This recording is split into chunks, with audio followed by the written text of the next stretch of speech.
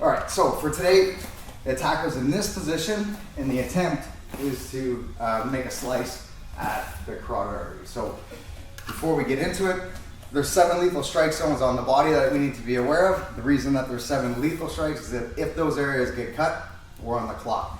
If we don't get to, level 2 trauma center pretty quick, we're probably gonna bleed out. Dangerous.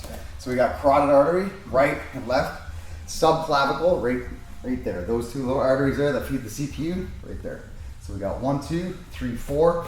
We got the belly line, so the femoral artery. Those 2 major arteries run in behind the belly button, and they feed the lower extremities.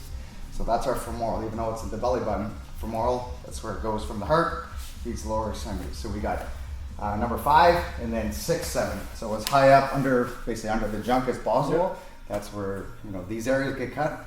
We're in trouble. Can't turn it to that. No, exactly. That's it. Can't turn the blood off, right? So everything else is what I refer to as superficial. So superficial is, you can still dice somebody up, and they're going to need some sutures to get patched up, but they're not going to die.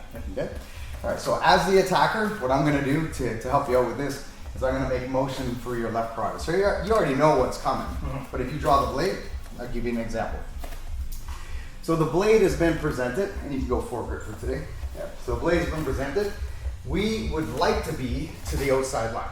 This is where we would like to be. Okay. But the reality is the environment or what he is doing for us or to us, we may not have that option right away. So first and foremost is to protect this. So when you make motion to cut, the first thing that we want to think about doing is, as this motion comes in, is we want to meet the limb. So if you notice, I'm not putting my hands up because the flexion of your wrist and the extension, you can still get me. So if we simply put our hands up, we're still vulnerable. So instead, we want to meet it with conviction. So what I mean by that is once we make contact with the limb, we want to own it. We want to be part of this limb. So once we make contact, the forearm that is as close to the elbow, if you will, I'm trying to make contact pressure with your elbow to your hip joint.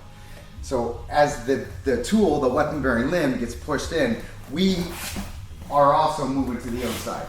So when we do this, for example, we'll chunk it so it's step by step. Okay. And once you get really proficient with it, all of this will happen in motion. So you make contact from my blade, open, press, hand switch, then we have bicep control and wrist control. So this is what's referred to as a 2-on-1 position. Okay. And then in future sessions, we'll talk about then what, because that's only one part. Okay. All right. One more time, then you'll wrap it out. So attempt, make contact, forearm, make contact to the elbow hip joint. As we do so, press it in. We're going to hollow ourselves out a little bit. Press it in. We make contact, keep contact, so we don't want any separation. Feet switch, hand switch, and then we end up in this position. He's motivated by it. And at some point, this comes in, contact, that's it. Make contact with the elbow. You're going to press the elbow into my hip as you step to the outside line towards Bailey. Hand switch, right hand to the wrist, left hand to the bicep. Yes, sir. And then this contact here, we want your belly button and my elbow joint. There we go. Now you're owning this limb. There's 100% contact with your front delt, my rear delt. And then with your head, you have the ability to also crash into my personal space. So this becomes tight, you isolate the limb, and as the fight happens, this is literally where the battle's gonna start. Okay.